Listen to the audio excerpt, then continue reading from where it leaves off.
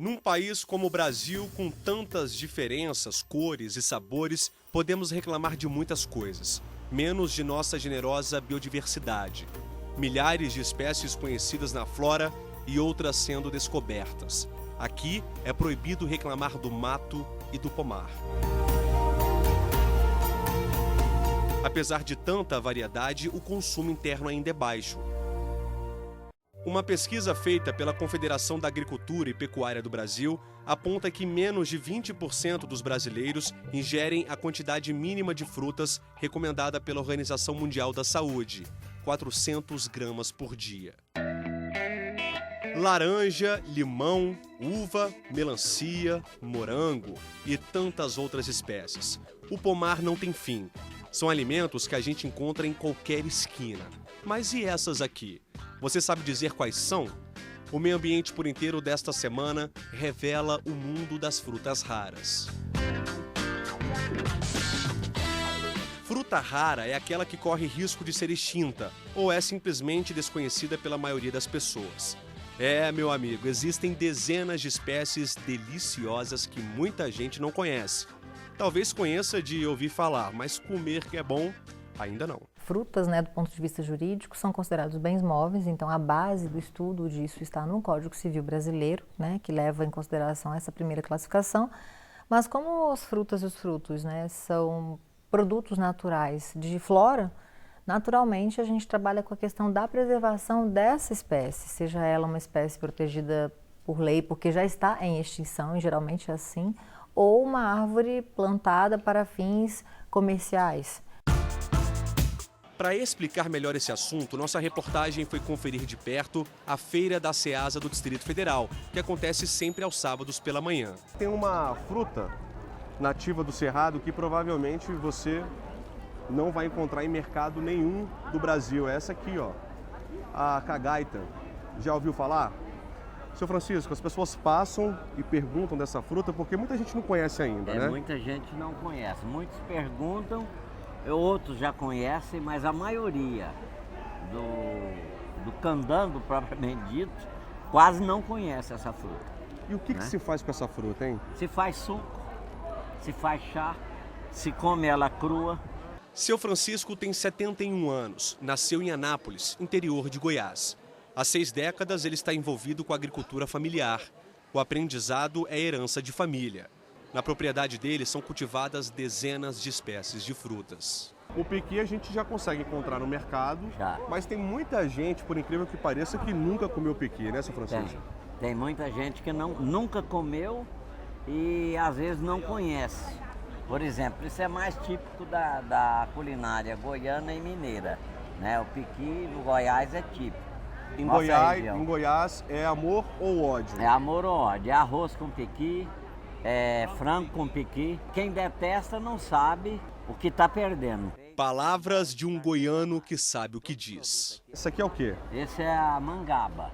Mangaba? Mangaba é típica do Cerrado. Ela verde, ela dá um leite muito grosso, que é venenoso. Agora, quando amadurece, não. Aí ela tem um sabor doce e levemente amargo. Respondeu bem, seu Francisco. Agora vamos falar do genipapo.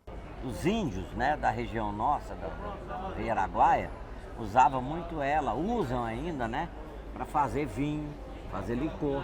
Ela dá uma bebida muito forte. E é muito saborosa também. Como é que o senhor se sente vendendo essas frutas raras, hein? A gente contribui, de uma certa forma, aqui na agricultura familiar, a gente contribui com a divulgação, dos produtos nossos típicos do Cerrado. Da banca do seu Francisco, fomos parar na da Maria Adélia. A história dela é um pouco diferente. Há 2 anos, a agricultora familiar percorre 230 quilômetros toda semana para vender os alimentos na feira. A propriedade dela fica em Flores de Goiás. Na banca da Adélia encontramos dezenas de espécies, algumas bem diferentes. No estado do Maranhão, a gente conhece isso aqui como macaúba. A gente come a polpa e a castanha. Tosse e gripe forte, que tal uma resina de angico, um expectorante natural? Essa pedra é cristalizada pela própria árvore. É a seiva da árvore. Ela vai descendo, saindo, minando aquela seiva e vai cristalizando. Aí a gente vai lá e recolhe a pedra. Você pode observar que são pedrinhas assim, ó. Tá vendo? Ó, tem umas que parecem cristal, né? Ó. É verdade. E aqui, do jeito que tá aqui, você pode colocar na boca. Ela vai derretendo com a temperatura da boca. Isso aqui, pra gente terminar, É o tamarino. tamarino. Esse aqui ele já é muito conhecido. Tem esse aqui também, ó, que é natural. O tamarino, esse aqui é o tamarino doce, né? Ele é um pouquinho menor do que o outro, tem menos acidez. É menor, mas ele é mais saboroso. E você de casa conhecia todos esses alimentos? Não, né? Pergunta à produtora por que essas espécies não são vendidas em outros lugares. Muitas pessoas não conhecem porque os pais, os avós já até conhecem, né? Mas assim, perdeu essa origem. A tradição, né? Essa tradição do remédio natural, do alimento natural. Então tudo virou tudo muito comercial. E essas coisas assim, o pessoal não valoriza, muitos porque não conhece. Mas ainda bem que já está vindo uma nova geração aí que estão resgatando. É verdade, e é também sobre isso que a gente vai falar agora. Boa parte das frutas raras vendidas na feira viram picolé nas mãos do Ayrton. Ele é dono de uma sorveteria na área central de Brasília. É uma viagem por 50 sabores. Tem mangaba, cupuaçu, tamarindo, coco de guariroba e por aí vai. Aqui dentro a gente se pergunta o seguinte, será que tem gente que acorda um dia e fala assim, ó, hoje eu tô com uma vontade de chupar picolé de coco de guariroba? Ayrton, isso acontece? Rapaz, é pior que acontece. Tem pessoas que vêm especificamente procurando esse picolé por ser um sabor, uma fruta diferente que você não encontra em qualquer mercado ou em qualquer feira. É isso que eu ia te falar. Coco de guariroba eu nunca ouvi falar. Pois é, todo mundo já ouviu falar na guariroba ou na gueroba. Sim, que é aquele palmito amargo exato. que o goiano adora comer.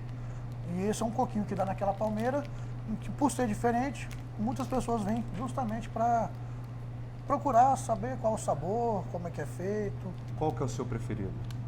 Eu gosto muito do cerrado, eu gosto do coco de guariroba. Esse aqui? Isso. Bom, então vamos experimentar, né?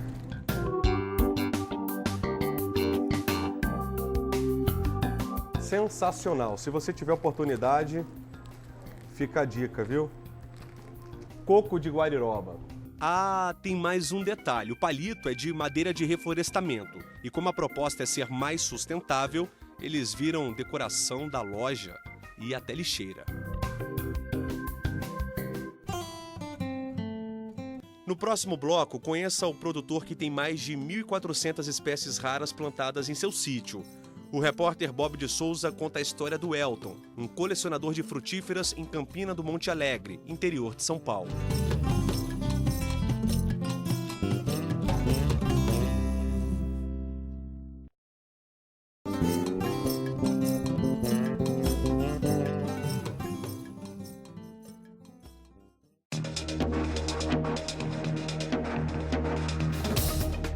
Pensando em frutas diferentes, nossa produção foi até a cidade paulista de Campina do Monte Alegre, a 200 quilômetros da capital paulista.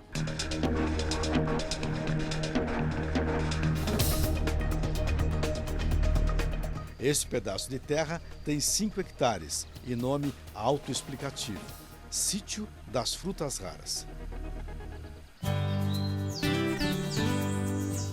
O dono do sítio é o Elton. Ele superou problemas de saúde que teve ao nascer e agora dá um exemplo de perseverança. A pesquisa por árvores frutíferas vitaminou a disposição do sitiante. Ele ainda tem dificuldades para andar e falar, mas nada, absolutamente nada, atrapalha sua missão de resgatar comida no meio do mato. Aos 36 anos de idade, Elton se declara um domesticador de plantas silvestres e diz, orgulhoso, que trabalha com frutas desde a adolescência. Milhares de passos dados nesse sítio nos últimos 20 anos para cuidar de espécies pouco conhecidas. Ele não se cansa de plantar, de estudar e de escrever sobre o pomar oculto que existe no planeta.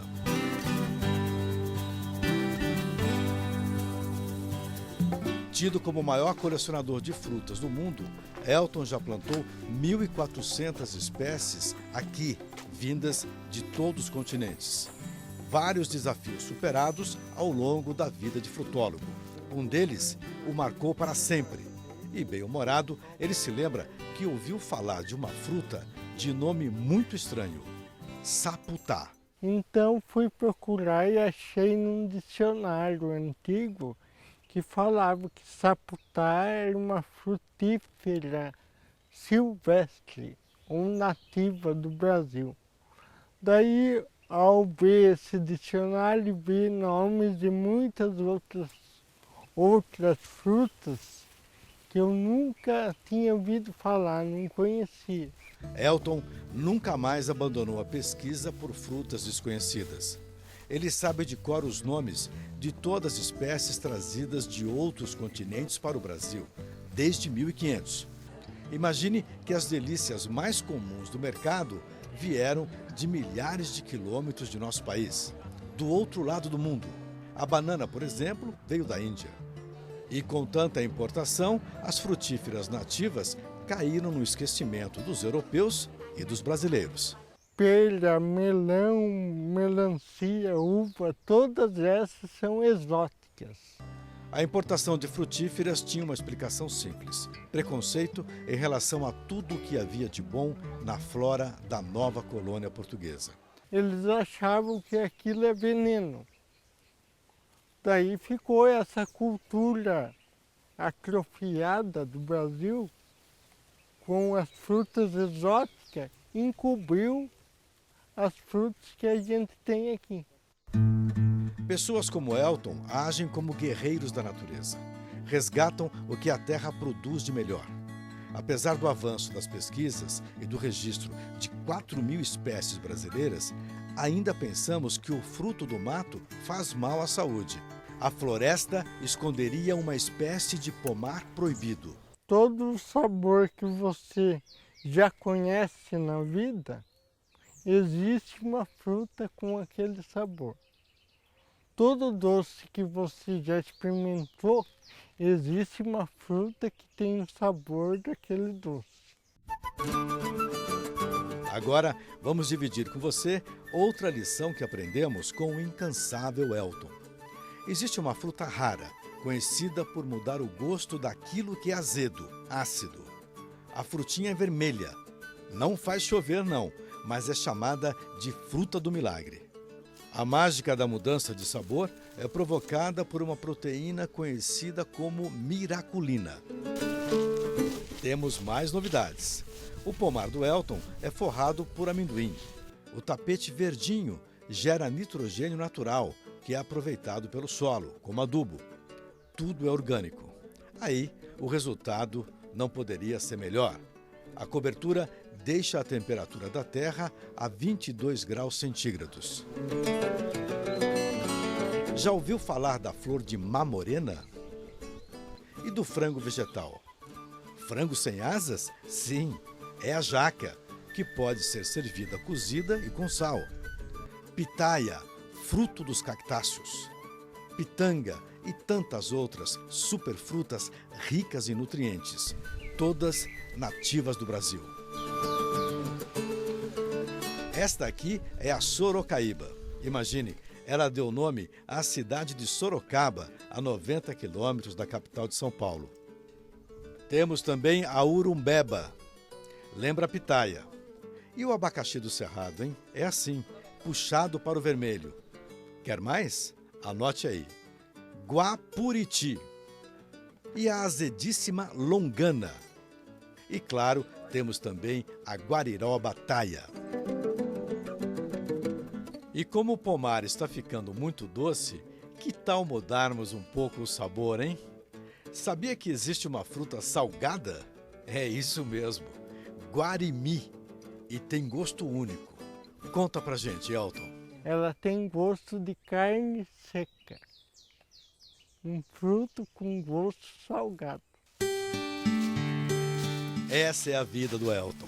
Dedicação exclusiva, total, à pesquisa de frutas raras e distribuição de mudas. Nem mais, nem menos. E ele resume o projeto em poucas palavras. Isso daqui é vida. Vida em abundância.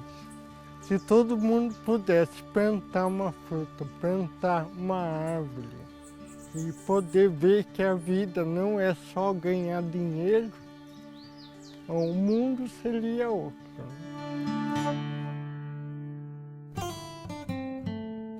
No próximo bloco, vamos conhecer mais frutas raras em receitas especiais. Não vá embora, voltamos logo.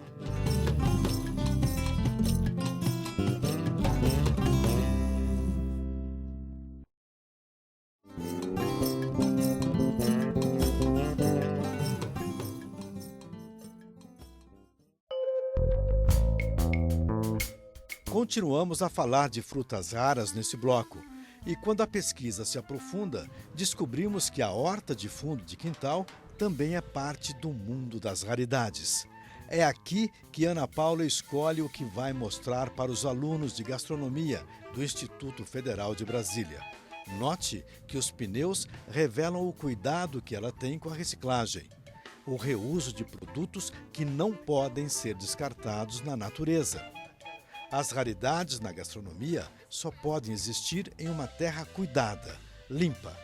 E o olhar da professora diz tudo. O mundo se resume em aroma e paladar. Da horta cheirosa para a cozinha gostosa. Vamos falar de frutas, doces caseiros e muito mais. Temos até espécies catalogadas na Arca do Gosto. A Arca do Gosto é um catálogo virtual criado pelo movimento Slow Food, que surgiu em 1996 na Itália como uma resistência e uma contraposição aos valores da alimentação rápida, do fast food. O movimento Slow Food, que significa comida lenta em versão literal, reúne cerca de 100 mil pessoas em vários países. Pesquisadores do Brasil todo trabalham pela proteção das espécies catalogadas e que sofrem ameaças ambientais pela ação humana. A biodiversidade do Cerrado, por exemplo, tem lugar garantido na gastronomia de resgate. O nome Arca do Gosto tem alguma coisa a ver com a Arca de Noé? Aquela imagem bíblica da proteção? É bem inspirada nesse preceito, de que você coloca dentro da Arca do Gosto aquilo que você não quer que desapareça, seja uma extinção biológica ou uma extinção cultural, porque os produtos também desaparecem pelo desuso e pela desvalorização cultural deles. A Arca do Gosto Brasil traz 200 produtos da flora, entre frutas, folhagens e raízes. Em gastronomia, quanto mais antigo e natural, melhor. Quer ver um exemplo? Farinha de Bragança no paneiro.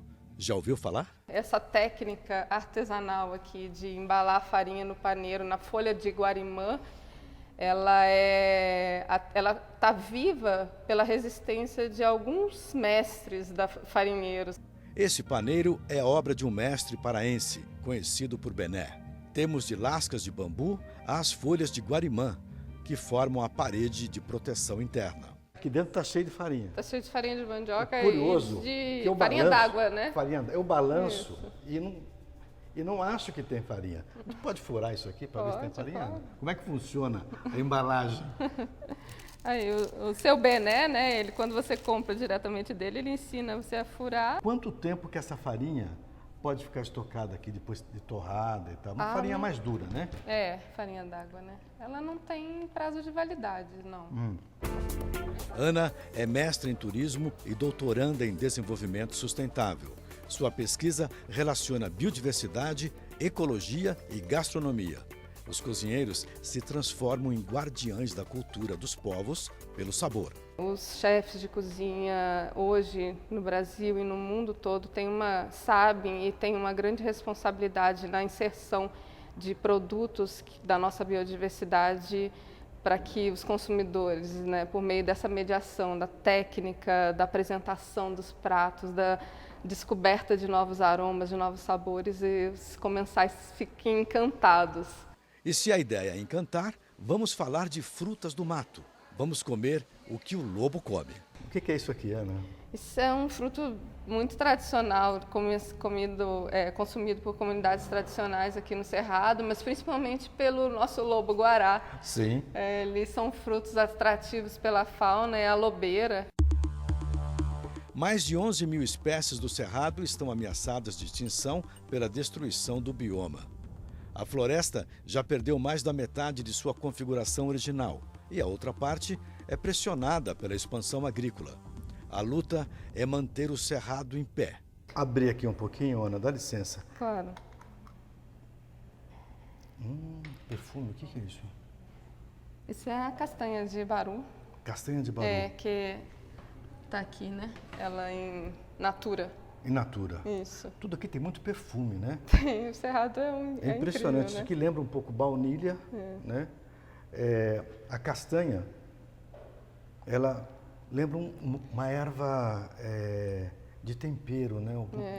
Ela tá crua, né? Mas depois de torrada, ela fica muito semelhante ao amendoim, a castanha de caju. Então, as mesmas utilidades que você tem para esses frutos, para essas castanhas, você pode utilizar a castanha de baru. O baru é muito comum no centro-oeste. A casca cheira a baunilha, o miolo é consistente e a castanha rica em vitamina E. Os cozinheiros da região trouxeram a raridade para a gastronomia. O que é isso aqui? Isso é jatobá. E dá um som bom isso aqui. Tá viu? Pode ser uma castanhola, né? Esse daqui é o jatobá do mato. O jatobá do mato. Aqui no Cerrado deve ter bastante. Tem. E tá na época, né? Tá na época, né? Tá na época. O que você faz com o jatobá, normalmente? Do jatobá, a gente tira a polpa dele, né? Que vira uma farinha. Então, você pode, com essa farinha, fazer diversas preparações, desde substituições na farinha de trigo, parte de substituição na farinha de trigo, até mesmo aromatizar um preparo. O jatobá, ele tem mais cálcio que leite, mais potássio que banana, então, além disso, tem toda essa questão da segurança alimentar, né, que a gente pode pensar com a nossa biodiversidade. Se alguém precisar deixar de tomar leite, tá aqui o jatobá para fazer. Uma forma de substituir, com certeza. Perfeito. O discurso de Ana Paula é simples. Cabe ao cozinheiro usar a biodiversidade e, com isso, o consumo fica mais variado e ainda mais saudável. A vida fica mais sustentável. Os sabores, saberes e aromas passam pela cozinha e tem mais novidades. Essa aqui é a castanha do coquinho da macaúba. Eu conheci o ano passado, eu fui dar uma palestra num festival gastronômico em Corumbá, e ele fazia parte de ele na verdade é um produto de comunidades extrativistas da região do Pantanal. As delícias continuam nessa cozinha. O jatobá silvestre vai virar bolo. E a batata doce, mais roxa que nunca, vai virar, adivinha o quê? Veja a massa trabalhada. Mãos ágeis e as duas alunas do curso do IFB se preparam para cortar. Ainda não descobriu o que vai sair dali? Vamos lá. Farinha de trigo na mesa. Rolou para lá, para cá, para lá e mais uma vez para cá. As 6 mãos, mais rápido. Pronto. Ufa! Como é difícil fazer nhoque. O cozimento é rápido, alguns minutos, 2 ou 3. Agora chegou a vez do jatobá virar bolo. Ovo, leite, farinha de trigo, farinha de jatobá e mãos mágicas.